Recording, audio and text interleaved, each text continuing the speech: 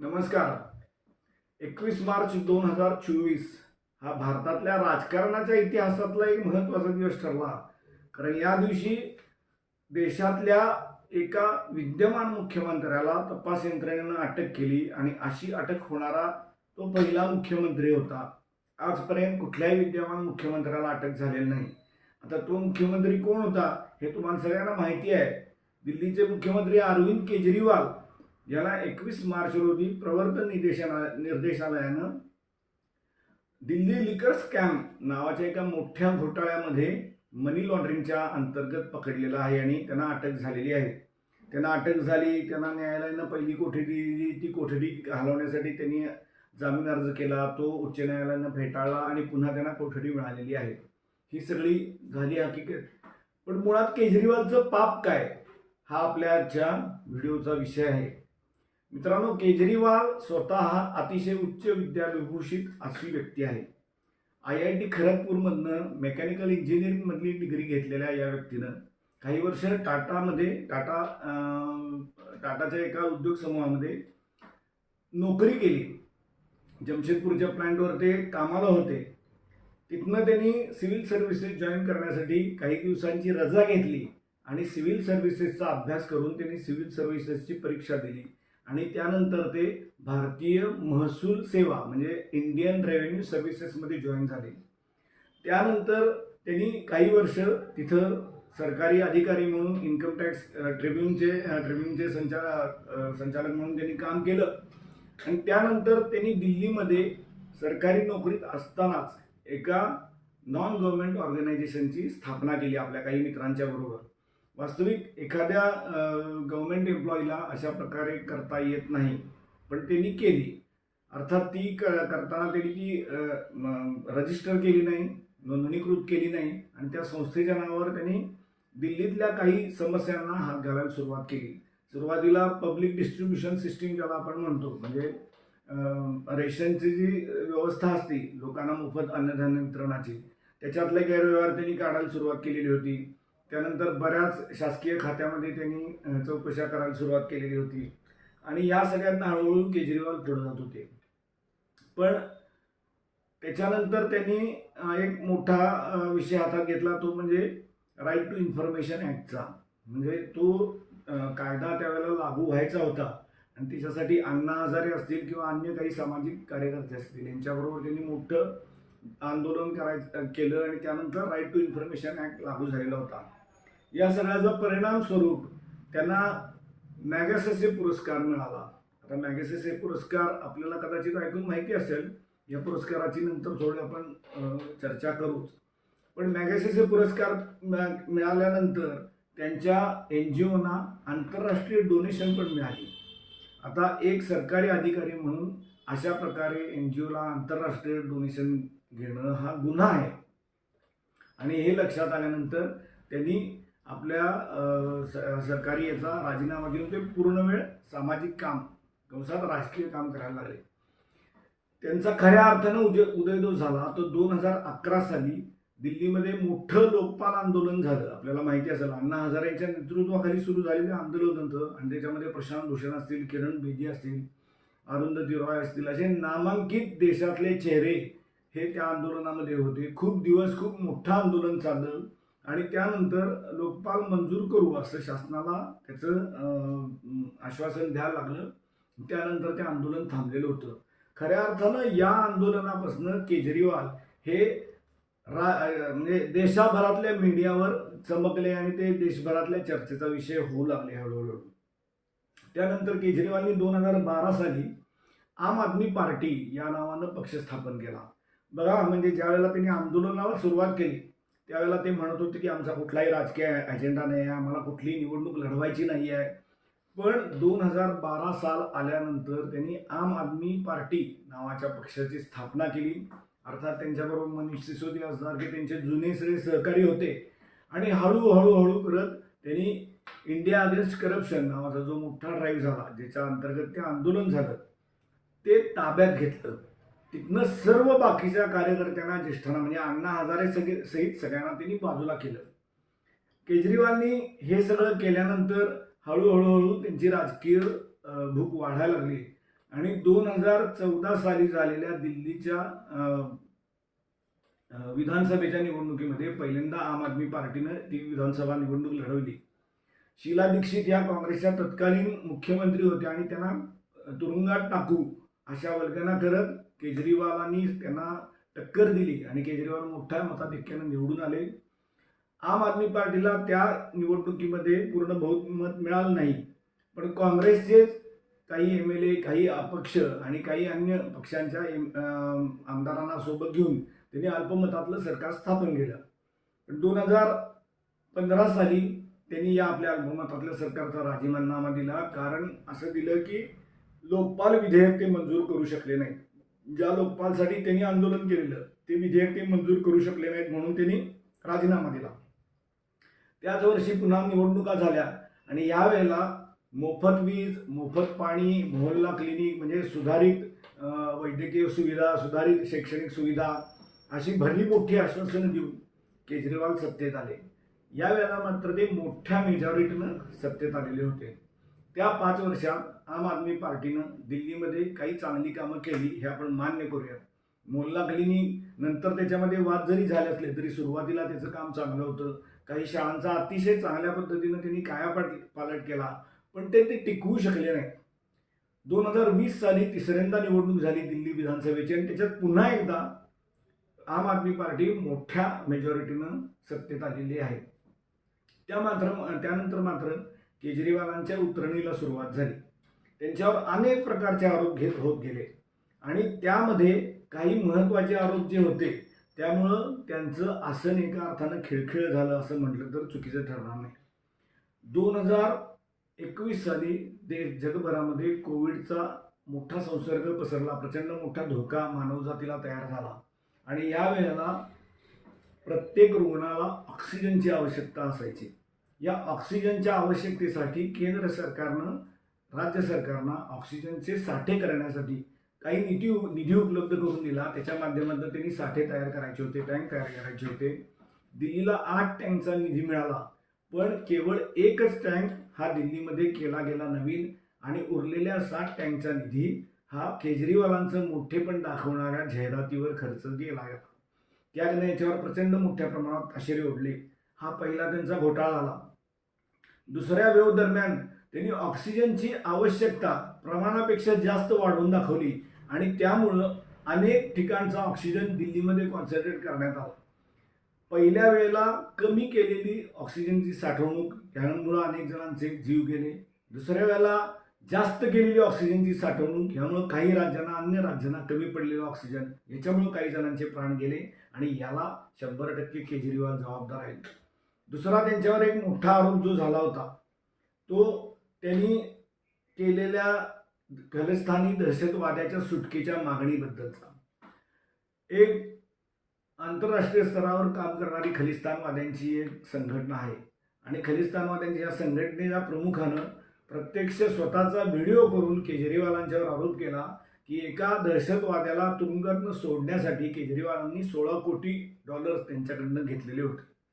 एवढी प्रचंड मोठी रक्कम एका दहशतवाद्याला सोडवण्यासाठी घेणारा हा माणूस आहे. आता हे सगळं बघत असताना आपल्याला एक गोष्ट आणखीन लक्षात येईल की पंजाबमध्ये ज्या वेळेला आपचं सरकार आलं, भगवंत मान नावाचे पंजाबचे मुख्यमंत्री, आपण सगळ्यांनी त्यांचे वेगवेगळे व्हिडिओ बघितलेले असतील, अशा व्यक्तीला पंजाबमध्ये त्यांनी मुख्यमंत्री केलं. तिथेही मोठ्या प्रमाणावर फ्री वीज म्हणजे मोफत वीज, मोफत पाणी, कर्जमाफी, अमुक तमुक अशा अनेक गोष्टांचा त्यांनी सुकाळ करून टाकला आणि आता कंडिशन अशी झालेली आहे की पंजाबला राज्य चालवण्यासाठी सुद्धा पुरेसा निधी उपलब्ध होत नाही आहे. विकास कामं तर फार लांबची गोष्ट. या फ्री वीजच्या बाबतीत कर्नाटकचंही तेच झालं, पंजाबचंही तेच झालं. दिल्लीला मोठ्या प्रमाणावर केंद्राचा सपोर्ट असल्यामुळे दिल्ली अशा संकटात सापडत नाही हे आपण समजून घेतलं पाहिजे. आता या ज्या खलिस्तानवादी दहशतवाद्यानं केजरीवालांच्यावर आरोप केला त्याचं कुठल्याही प्रकारचं खंडन मात्र या व्यक्तीनं केलेलं नाही आहे. हे सगळे गोष्टी आपण समजून घेतल्या पाहिजेत. आता ज्या फॉरेन इन्स्टिट्यूशन्सकडनं केजरीवालांना फंड्स प्राप्त झाले त्यांच्या सुरुवातीच्या कालावधीमध्ये ते बघितलं तर CIA या अमेरिकेच्या गुप्तहेर एजन्सीची फ्रंटल ऑर्गनायझेशन म्हणून काम करणाऱ्या या सगळ्या संस्था आहेत. त्याच्यामध्ये प्रामुख्याने फोर्ड फाउंडेशन आहे, ज्यांनी मॅगसेसे पुरस्कार केजरीवालांचा पुरस्कृत केलेला होता. हे फोर्ड फाउंडेशन जगभरामध्ये अमेरिकेचं वर्चस्व वाढवण्यासाठी, अमेरिकेचा इन्फ्लुएन्स वाढवण्यासाठी तिथल्या काही लोकांना हाताशी धरून आणि त्यांना भरपूर निधी उपलब्ध करून देऊन अनरेस्ट निर्माण करतं. हा आरोप केजरीवालांच्यावर फार आधीपासून होत होता.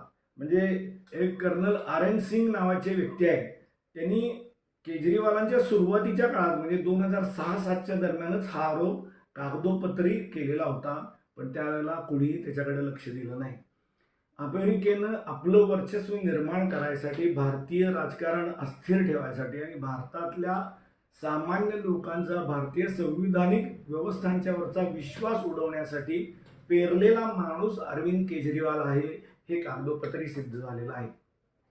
अशा व्यक्तीला एक आज समाजातला मोठा वर्ग हा आयडॉल मानतो, कारण ते काम करतात. पण आपण एखाद्या राजकारणाचं काम बघतो त्यावेळेला त्याचं फक्त तेवढंच काम बघून उपयोग नाही, तर त्यानं भोवतीनं काय केलंय, देशाच्यासाठी त्याचं काम अपायकारक आहे का उपायकारक आहे हे बघितलं नाही तर आपलं सुशिक्षितपणा काही कामाचा नाही.